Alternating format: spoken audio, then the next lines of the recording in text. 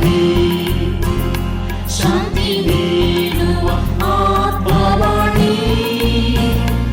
ಇದು ಅಮೃತವಾಣಿ, ಇದು ಅಮೃತವಾಣಿ, ಇದು ಆತ್ಮದ ಅಮೃತವಾಣಿ. ಇದು ಅಮೃತವಾಣಿ, ಇದು ಅಮೃತವಾಣಿ, ಇದು ಆತ್ಮದ ಅಮೃತವಾಣಿ.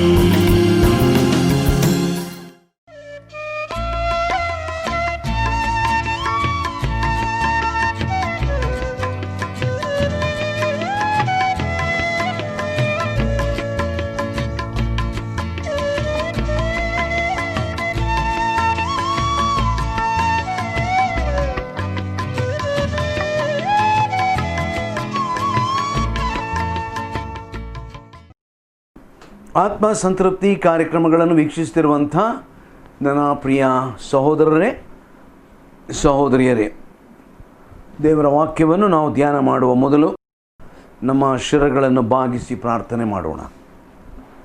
ಭೂಮಿ ಆಕಾಶಗಳನ್ನು ನಿರ್ಮಾಣ ಮಾಡಿದ ಪರಲೋಕದ ನಮ್ಮ ತಂದೆಯಾದ ದೇವರೇ, ನೀನು ನಮಗೆ ಕೊಟ್ಟಿರತಕ್ಕಂಥ ನಿನ್ನ ಜೀವವುಳ್ಳ ವಾಕ್ಯಕ್ಕಾಗಿ ನಿನಗೆ ಸ್ತೋತ್ರ. ನಿನ್ನ ವಾಕ್ಯದ ಸತ್ಯಗಳನ್ನು ನಾವು ಗ್ರಹಿಸಿಕೊಂಡು ನಿನಗೆ ವಿಧೇಯರಾಗಿ ಮುಂದೆ ಹೋಗುವಂತೆ ಕೃಪೆ ಮಾಡು. ಯೇಸು ಕ್ರಿಸ್ತನ ಅಮೂಲ್ಯವಾದ ನಾಮದಲ್ಲಿ ನಮ್ಮ ಪ್ರಾರ್ಥನೆಯನ್ನು ಕೇಳಿದ್ದಕ್ಕಾಗಿ ನಿನಗೆ ಸ್ತೋತ್ರ ಉಂಟಾಗಲಿ ಕರ್ತನೆ, ಆಮೇನ್. ಅಂತ್ಯ ದಿವಸಗಳಲ್ಲಿ ಯಾವ ರೀತಿಯಲ್ಲಿ ದುರ್ಬೋಧಕರು ಬಂದು ತಮ್ಮ ದುರ್ಬೋಧನೆಗಳ ಮೂಲಕವಾಗಿ ನಂಬಿದ್ದೇನೆ ಎಂದು ಹೇಳುವಂಥವರ ನಂಬಿಕೆ ಅದರಲ್ಲಿ ಅವರು ಬಿದ್ದು ಹೋಗುವಂತೆ ಮಾಡುತ್ತಾರೆ ಎಂಬಂಥ ಸತ್ಯವನ್ನು ನಾವು ಕಲಿತಾ ಬಂದಿದ್ದೇವೆ. ಯೂದನ ಪತ್ರಿಕೆಯ ಹಿನ್ನೆಲೆಯಲ್ಲಿ ಭಕ್ತನಾದಂಥ ಪೌಲನು ಯಾವ ರೀತಿಯಲ್ಲಿ ಎಚ್ಚರಿಕೆ ಕೊಟ್ಟನು ಎಂಬಂಥ ವಿಷಯವನ್ನು ನಾವು ಕಳೆದ 2 ವಾರಗಳ ತಿಮೋಥೆಯನಿಗೆ ಬರೆದಂಥ ಮೊದಲನೇ ಪತ್ರದ ಮೂಲಕ ಅಧ್ಯಯನ ಮಾಡಿದೆವು. ಇವತ್ತು ಇದನ್ನು ನಾವು ಮುಂದುವರಿಸೋಣ. ಪೌಲನು ತಿಮೋಥೆಯನಿಗೆ ಬರೆದಂಥ 2ನೇ ಪತ್ರಕ್ಕೆ ಬರೋಣ. ಪೌಲನು ತಿಮೋಥೆಯನಿಗೆ ಬರೆದಂಥ 2ನೇ ಪತ್ರ, ಅದರಲ್ಲಿ 3ನೇ ಅಧ್ಯಾಯ. ನಾವು ಅದನ್ನು ನಿಧಾನವಾಗಿ ಓದೋಣ. ಆದರೆ ಕಡೇ ದಿವಸಗಳಲ್ಲಿ ಕಠಿಣ ಕಾಲಗಳು ಬರುವವೆಂಬುದನ್ನು ತಿಳಿದುಕೋ. ಮನುಷ್ಯರು ಸ್ವಾರ್ಥ ಚಿಂತಕರು, ಹಣದಾಶೆಯುಳ್ಳವರು, ಬಡಾಯಿ ಕೊಚ್ಚುವವರು, ಅಹಂಕಾರಿಗಳು, ದೂಷಕರು, ತಂದೆ ತಾಯಿಗಳಿಗೆ ಅವಿಧೇಯರು, ಉಪಕಾರ ನೆನೆಸದವರು, ದೇವ ಭಯವಿಲ್ಲದವರು, ಮಮತೆ ಇಲ್ಲದವರು, ಸಮಾಧಾನವಾಗದವರು, ಉಚ್ಚಾಡಿ ಹೇಳುವವರು, ದಮೆ ಇಲ್ಲದವರು, ಉಗ್ರತೆಯುಳ್ಳವರು, ಒಳ್ಳೆಯದನ್ನು ಪ್ರೀತಿಸದವರು, ದ್ರೋಹಿಗಳು, ದುಡುಕಿನವರು, ಉಬ್ಬಿಕೊಂಡವರು, ದೇವರನ್ನು ಪ್ರೀತಿಸದೆ ಭೋಗಗಳನ್ನೇ ಪ್ರೀತಿಸುವವರು, ಭಕ್ತಿಯ ವೇಷವಿದ್ದು ಅದರ ಬಲವನ್ನು ಬೇಡವೆನ್ನುವವರು ಆಗಿರುವರು ಎಂಬುದಾಗಿ. ಇಂಗ್ಲಿಷ್ ಭಾಷೆಯಲ್ಲಿ ನಾವು ಬರೆದಂಥದ್ದನ್ನು ನಾವು ನೋಡೋಣ. 2 Timothy chapter 3 verses 1 onwards. But know this, that in the last days perilous times will come, for men will be lovers of themselves, lovers of money, boasters, proud, blasphemous, disobedient to parents, unthankful, unholy, unloving, unforgiving, slanderers, without self-control, brutal, despisers of good, traitors, headstrong, haughty, lovers of pleasure rather than lovers of God, having form of godliness but denying its power. And from such people turn away. May God bless these words that we have read, which we are going to study today. ಭಕ್ತನಾದಂಥ ಪೌಲನು ತಿಮೋಥೆಯನಿಗೆ ಬರೆಯುವಾಗ ಇನ್ನೊಂದು ಸಾರಿ ಆತನು ಏನು ಹೇಳ್ತಾನಂತ ಹೇಳಿದ್ರೆ, ಆತನು ಉಪಯೋಗ ಮಾಡತಕ್ಕಂಥ ಶಬ್ದ ಕಡೇ ದಿವಸಗಳು. ಕಳೆದ ವಾರ ನಾನು ವಿವರಿಸಿದೆ. ಕಡೇ ದಿವಸಗಳು ಅಂದರೆ ಯಾವಾಗ? ಕ್ರಿಸ್ತನ ಮೊದಲನೇ ಬರುವಿಕೆಯಿಂದ ಎರಡನೆಯ ಬರುವಿಕೆಯ ಒಳಗಡೆ ಇರತಕ್ಕಂಥ ದಿವಸಗಳು. ಪ್ರತ್ಯೇಕವಾಗಿ ನಾವೀಗ ಇರತಕ್ಕಂಥ ದಿನಗಳು ಅದು ಕೊನೆಯ ದಿವಸಗಳ ಕೊನೆಯ ಭಾಗದಲ್ಲಿ ನಾವಿದ್ದೇವೆ. ಯೇಸು ಕ್ರಿಸ್ತನು ಬರುವ ಸಮಯ ಹತ್ತಿರವಾಯಿತು. The last days. I have already explained last week. This phrase refers to the age, the time since first coming of the Lord Jesus Christ. ಯೇಸು ಕ್ರಿಸ್ತನ ಮೊದಲನೆಯ ಬರುವಿಕೆಯಿಂದ ಈ ದಿನ ಪ್ರಾರಂಭವಾಗ್ತದೆ ಎಂಬುವಂಥದ್ದನ್ನು ನಾವು ತಿಳ್ಕೊಳ್ಳಬೇಕು. ಎಂಥ ದಿನಗಳಂತೆ ಆತನದನ್ನು ವಿವರಣೆ ಮಾಡ್ತಾ ಇದ್ದಾನೆ. But know this, that in the last days perilous times will come. Perilous time.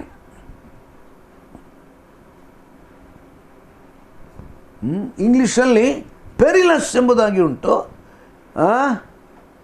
ಆದರೆ ಕನ್ನಡದಲ್ಲಿ ಕಠಿಣ ಕಾಲಗಳು ಅಂತ ಬರ್ತದೆ. ದ ವರ್ಡ್ ಪೆರಿಲಸ್ ಇಂಗ್ಲೀಷಲ್ಲಿ ಉಪಯೋಗವಾದಂಥ ಈ ಪದ ಉಂಟಲ್ಲ, it is use to describe the savage nature of 2 demon possessed men. ನಾವು ಇದನ್ನು ಅರ್ಥ ಮಾಡಿಕೊಳ್ಬೇಕಾದ್ರೆ ಮತ್ತಾಯನ ಸುವಾರ್ತೆಗೆ ನಾವು ಬರಬೇಕು. ಮತ್ತಾಯನ ಸುವಾರ್ತೆಯಲ್ಲಿ 8ನೇ ಅಧ್ಯಾಯಕ್ಕೆ ಬರುವಾಗ ನಾವು ಇದರ ಒಂದು ಸ್ವಲ್ಪವಾದ ವಿವರಣೆ ನಾವು ತಿಳ್ಕೊಳ್ಳಿಕ್ಕೆ ಆಗ್ತದೆ. ಮತ್ತಾಯನ ಸುವಾರ್ತೆ 8ನೇ ಅಧ್ಯಾಯ,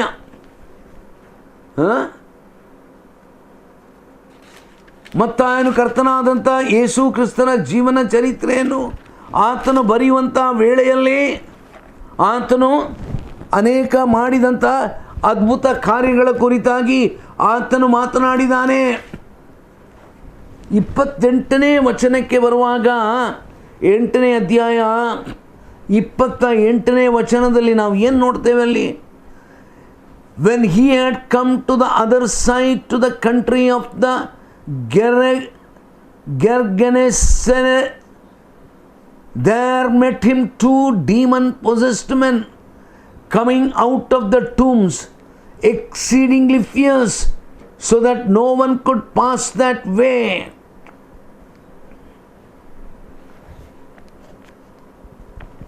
ನೋಡಿ, ಗೆರಸೇನರ ಸ್ಥಳ ಅಂತೇಳಿ ಕನ್ನಡದಲ್ಲಿ ಉಂಟದು, ಅಥವಾ ಗದರೇನರ ಸ್ಥಳ ಎಂಬುದಾಗಿ. ಕೆಲವು ಕಡೆಗಳಲ್ಲಿ ಗೆರಸೇನ ಎಂಬುದಾಗಿ ಉಂಟು, ಕೆಲವು ಕಡೆಯಲ್ಲಿ ಗದರೇನ ಎಂಬುದಾಗಿ ಉಂಟು.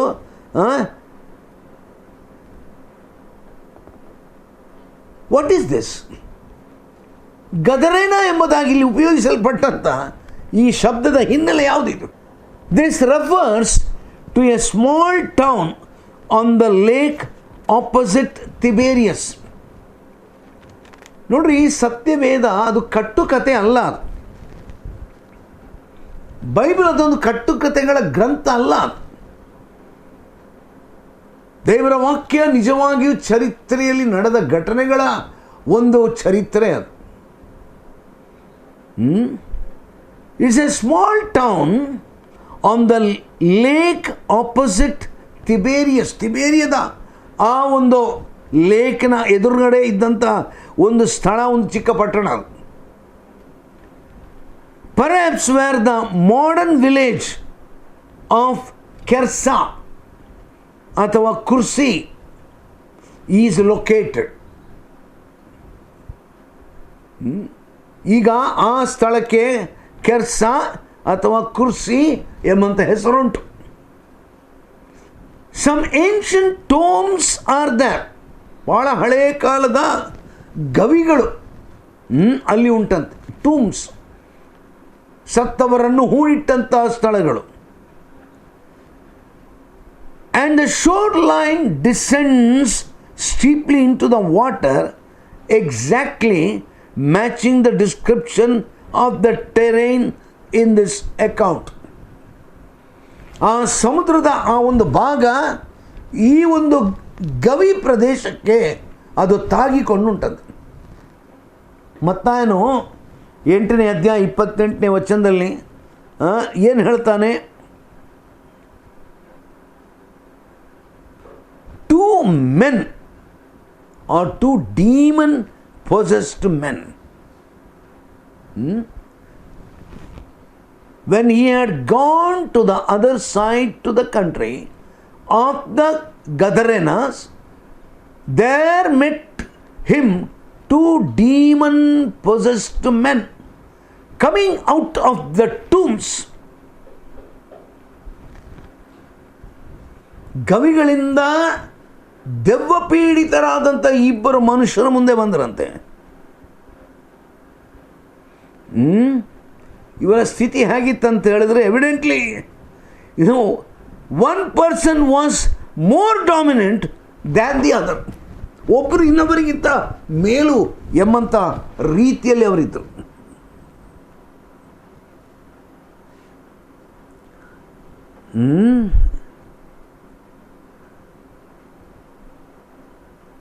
And suddenly they cried out, saying, "What have we to do with you, Jesus, you Son of God?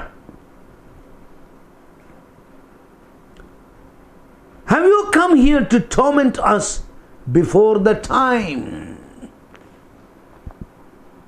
ಮನುಷ್ಯ ಕುಮಾರನೇ, ಯಾಕಪ್ಪ ನೀ ನಮಗೆ ತೊಂದರೆ ಕೊಡಲಿಕ್ಕೆ ಬಂದಿದ್ದಿ ಅಂತ ಬೊಬ್ಬೆ ಹಾಕಿದ್ರಂತೆ.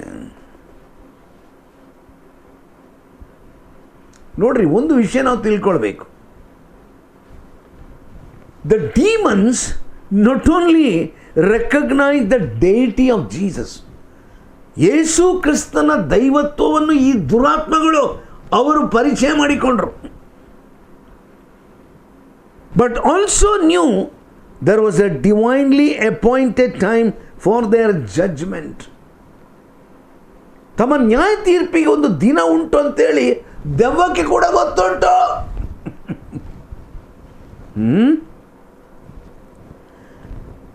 They knew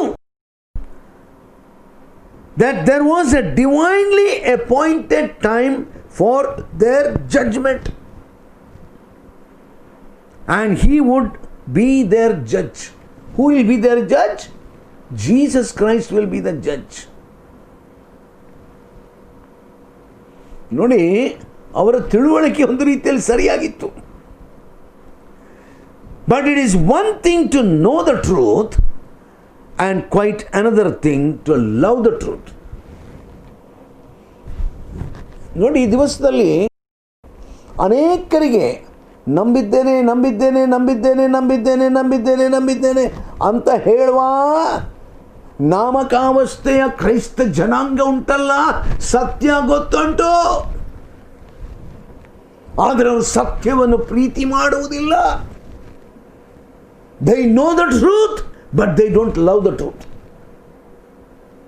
The demons are like that. Demons, they know the truth, but they don't love the truth. ಎಂಥ ಒಂದು ವಾಸ್ತವಾಂಶ.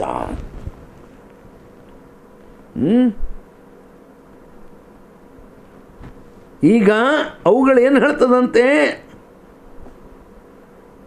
ನೋಡಪ್ಪ, ನಮ್ಗೆ ಗೊತ್ತುಂಟು, ನೀನು ನಮಗೆ ತೀರ್ಪು ಮಾಡ್ತೀವಿ, ಒಂದು ದಿನ ಬರ್ತದೆ, ಯೇಸು ಕ್ರಿಸ್ತನು ನ್ಯಾಯಾಧೀಶನಾಗಿ ಬರ್ತಾನೆ,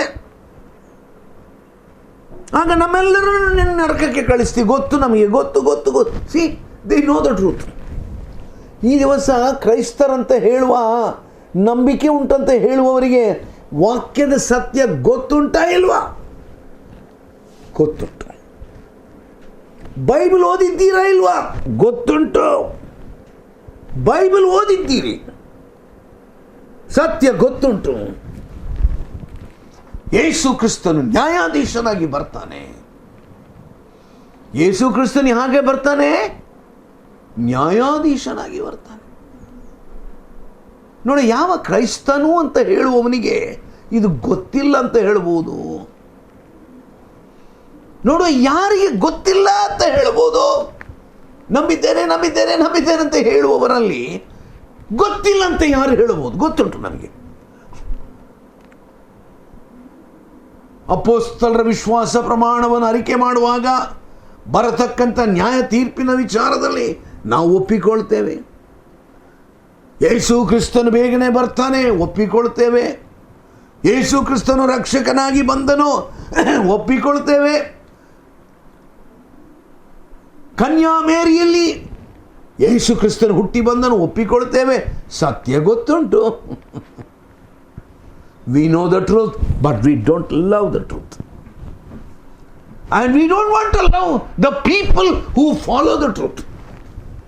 ದೇವರ ವಾಕ್ಯವನ್ನು ಪ್ರೀತಿ ಮಾಡುವಂಥ ಜನರನ್ನು ಮಾತ್ರ ನಾವು ಪ್ರೀತಿ ಮಾಡುವುದಿಲ್ಲ, ಅದನ್ನು ಹಾಗೆ ಮಾಡ್ತೇವೆ. ನನಗಿನ್ನೂ ಜ್ಞಾಪಕ ಉಂಟು, ನಾನು ಯೇಸು ಕ್ರಿಸ್ತನ ಅಂಗೀಕಾರ ಮಾಡಿ ಸ್ವಾಮಿಯನ್ನು ಪ್ರೀತಿ ಮಾಡಿ ಅನ್ಯೋನ್ಯತೆ ಪ್ರಾರ್ಥನೆಯಲ್ಲಿ ಮುಂದುವರಿಯುವಾಗ ಅನೇಕರು ಕ್ರೈಸ್ತರು ಅಂತ ಹೇಳಿಕೊಂಡವರು ನನ್ನ ಕುಟುಂಬದವರಲ್ಲಿ ನನಗೆ ಹಾಸ್ಯ ಮಾಡಿದವರಿದ್ದಾರೆ. ತುಳಿನಲ್ಲಿ ಹೇಳ್ತಿದ್ರು ನನ್ನ ಹಿಂದುಗಡೆ ಅಂದೆ, ಇಂಬೆಗೆ ಭಾರಿ ಭಕ್ತಿ ವೈದಂಡಿಗೆ, ಇವನಿಗೆ ಭಾರಿ ಭಕ್ತಿ ಬಂದಿದಂತೆ,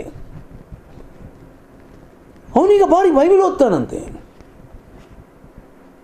ಸ್ವಲ್ಪ ಸಮಯದ ಮೇಲೆ ಇವನೇನಪ್ಪ ಪ್ರಸಂಗ ಮಾಡ್ತಾನಂತೆ. ಈಗ ಒಂದು ರೀತಿಯ ಕುಚೇಷ್ಟೆ, ಹಾಸ್ಯ, ರಕ್ಷಣೆ ಆಯ್ತಂತೆ ಇವನಿಗೆ. ನಾಯಕರಂತ ಹೇಳುವವರು ಕುಚೇಷ್ಟೆ ಮಾಡಿದರು, ಅವನಿಗೆ ರಕ್ಷಣೆ ಆಯ್ತಂತ ಹೇಳ್ತಾನೆ. ಅವನಿಗೆ ರಕ್ಷಣೆ ಅಂತೆ, ರಕ್ಷಣೆ ಅಂತೆ, ರಕ್ಷಣೆ ಅಂತೆ, ಕುಚೇಷ್ಟೆ. ನನ್ನ ಪ್ರಿಯರೇ, ಸತ್ಯ ಗೊತ್ತಿಲ್ವಾ? ರಕ್ಷಣೆಯ ಪದ ಕೇಳಲಿಲ್ವಾ? ಕೇಳಿದ್ದೇನೆ.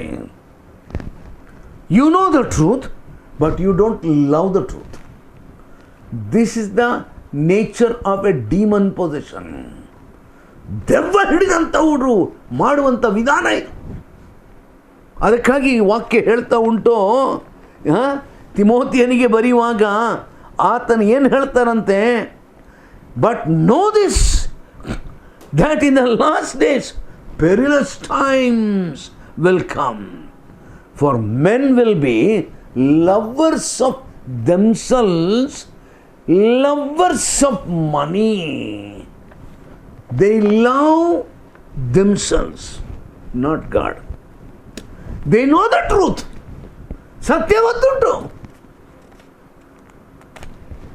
ಗದರೇನ ಸೇವೆಯಲ್ಲಿ ಬಂದಂಥ ಆ 2 ದೆವ್ವಗಳಿಂದ ತುಂಬಿದ ಮನುಷ್ಯರಿಗೆ ಯೇಸು ಯಾರಂತ ಗೊತ್ತಾಗ್ಲಿಲ್ವಾ? ಗೊತ್ತುಂಟು.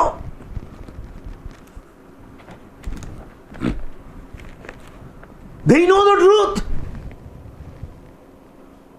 but they don't love the truth. ಸತ್ಯ ಗೊತ್ತುಂಟು, ಆದರೆ ಸತ್ಯವನ್ನು ಪ್ರೀತಿ ಮಾಡುವುದಿಲ್ಲ. ಸತ್ಯವನ್ನು ಬಲ್ಲಂತ ರಕ್ಷಿಸಲ್ಪಟ್ಟವರ ಆ ಒಂದು ಅನ್ಯೋನ್ಯತೆ ಅವರಿಗೆ ಬೇಕಾಗಿಲ್ಲ. ಕುಚೇಷ್ಟೆ ಮಾಡ್ತಾರೆ, ಹಾಸ್ಯ ಮಾಡ್ತಾರೆ. ಇದು ಅಂತ್ಯಕಾಲದ ಸೂಚನೆ ಹೌದಾ ಅಲ್ವಾ? ಇದು ಅಂತ್ಯಕಾಲದ ಸೂಚನೆ ಹೌದೋ ಅಲ್ಲವಾ?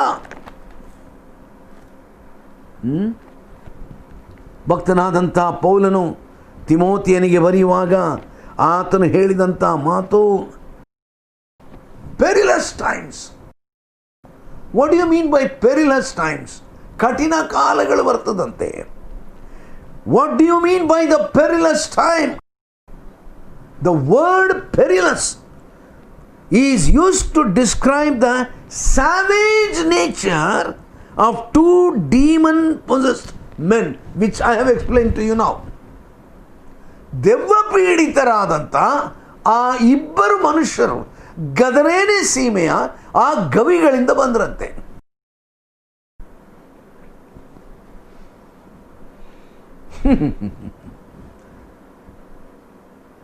ಇಬ್ಬರು ಮನುಷ್ಯರು ಬಂದ್ರಂತೆ. ಅವರು 2 ಮನುಷ್ಯರು ಅದನ್ನೇ ನಾವು ಓದಿದ್ದು.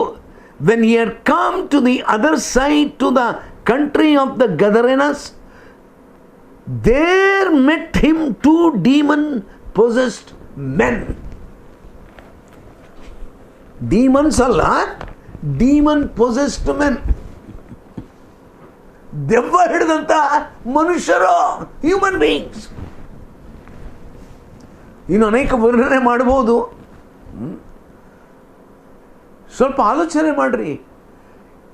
ಈ ಇಬ್ಬರು ವ್ಯಕ್ತಿಗಳಲ್ಲಿ ಯಾರು ಒಳಗಡೆ ಇತ್ತರಂತೆ? ದೆವ್ವಗಳಿತ್ತಂತೆ.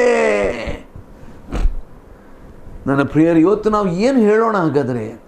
ನಂಬಿದ್ದೇನೆ ನಂಬಿದ್ದೇನೆ ನಂಬಿದ್ದೇನೆ ಅಂತ ನೀ ಹೇಳುವವರ ಒಳಗೆ ಯಾವ ಆತ್ಮ ಉಂಟಪ್ಪ? ಕ್ರಿಸ್ತನನ್ನು ನಂಬಿದವನ ಹೃದಯದ ಒಳಗೆ ದೇವರ ಆತ್ಮನು ಆತನು ವಾಸವಾಗಿದ್ದಾನೆ. ಯೇಸು ಕ್ರಿಸ್ತನನ್ನು ನಂಬಿದವರು ತನ್ನ ಜೀವನದಲ್ಲಿ ಪಾಪಕ್ಕಾಗಿ ಮಾನಸಾಂತರ ಪಟ್ಟು ಯೇಸುವಿನ ಅಂಗೀಕಾರ ಮಾಡಿದವರು, ಅವರ ಹೃದಯದಲ್ಲಿ ದೇವರ ಆತ್ಮನು ವಾಸವಾಗಿದ್ದಾನೆ. ಅಲ್ಲಿ ದುರಾತ್ಮನಿಗೆ ಸ್ಥಳವಿಲ್ಲ. ಅಲ್ಲಿ ಯಾರಿಗೆ ಸ್ಥಳ ಇಲ್ಲ? ದುರಾತ್ಮಗಳಿಗೆ ಸ್ಥಳ ಇಲ್ಲ. ನನ್ನ ಪ್ರಿಯರು, ಇವತ್ತು ನಾವು ಹೇಳಬಹುದು, ನಂಬಿದ್ದೇನೆ ನಂಬಿದ್ದೇನೆ ನಂಬಿದ್ದೇನೆ, ಕ್ರೈಸ್ತ ಸಭೆಯಲ್ಲಿ ಸದಸ್ಯನಾಗಿದ್ದೇನೆ, ಸತ್ಯ ಎಲ್ಲ ಗೊತ್ತುಂಟು ನನಗೆ. ನೀವೆಂತದ್ದು ಹೇಳೋದು? ನಮಗೆಲ್ಲ ಗೊತ್ತುಂಟು.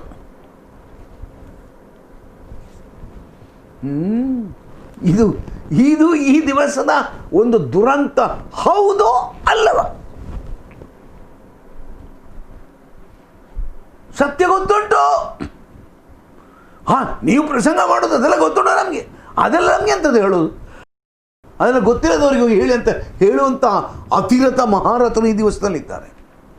ಅದೆಲ್ಲ ನಮಗೆ ಅಂತದ್ದು ಹೇಳೋದು. ನಮಗೆಲ್ಲ ಗೊತ್ತುಂಟು ಅದೆಲ್ಲ. ಗೊತ್ತುಂಟು. ಗೊತ್ತಿದ್ದು ನಂಬದವರು, ಗೊತ್ತಿದ್ದು ಮಾನಸಾಂತರ ಹೊಂದದವರು. ಕಾರಣ ಏನು? ಅವರ ನೇಚರ್ ಎಂಥದಂತೆ? ಭಕ್ತನಾದ ಪೌಲನು ಏನು ಹೇಳ್ತಾನೆ ಗೊತ್ತುಂಟಾ? ಪೆರಿಲಸ್ ಟೈಮ್ಸ್ ವಿಲ್ ಕಮ್. ಪೆರಿಲಸ್ ಟೈಮ್ಸ್, ಕಠಿಣ ಕಾಲ. ಆ ಕಠಿಣ ಕಾಲ ಅಂದರೆ ಎಂಥದಂತೆ? ದೆವ್ವದಿಂದ ತುಂಬಿದವರು ನಡೆದುಕೊಳ್ಳುವಂಥ ವಿಧಾನ. ಗದರೇನ ಸೀಮೆಯಲ್ಲಿ ಆ 2 ಜನರು ದೆವ್ವಗಳಿಂದ ತುಂಬಿದವರು ಬಂದ್ರಂತೆ. ಆನಂತರ ಪಾಪ ಅವ್ರು ನೋಡಿ 30ನೇ ವಚನಕ್ಕೆ ಬರುವಾಗ ಏನು ಹೇಳ್ತಾರಂತೆ? 29ನೇ ವಚನ, they cried out saying, what have we to do with you Jesus, you son of God. ಸತ್ಯ ಗೊತ್ತುಂಟು ಅವರಿಗೆ. ಯೇಸು ಯಾರು? ಅರಿಕೆ ಮಾಡ್ತದೆ ದೆವ್ವಗಳು, ನೀನು ದೇವಕುಮಾರನು. Have you come here to torment us before the time? ಸಮಯಕ್ಕಿಂತ ಮೊದಲು ತೀರ್ಪು ಮಾಡಲಿಕ್ಕೆ ಬಂದ್ಯಪ್ಪ ನಮಗೆ. Now a good way off from them there was a herd of many swine feeding. ಅನೇಕ ಹಂದಿಗಳಲ್ಲಿತ್ತಂತೆ. So the demons begged him saying, if you cast us out, permit us to go away into the herd of swine. ಹಂದಿಗಳ ಆ ಒಂದು ಗುಂಪಿನ ಮಧ್ಯಕ್ಕೆ ನಮ್ಮನ್ನು ಕಳುಹಿಸು. ಈಗ ಮನುಷ್ಯರನ್ನು ಹಿಡ್ಕೊಂಡಿದ್ದೇವೆ, ಹಂದಿಗಳನ್ನು ಹೋಗಿ ಹಿಡ್ಕೊಳ್ತೇವೆ.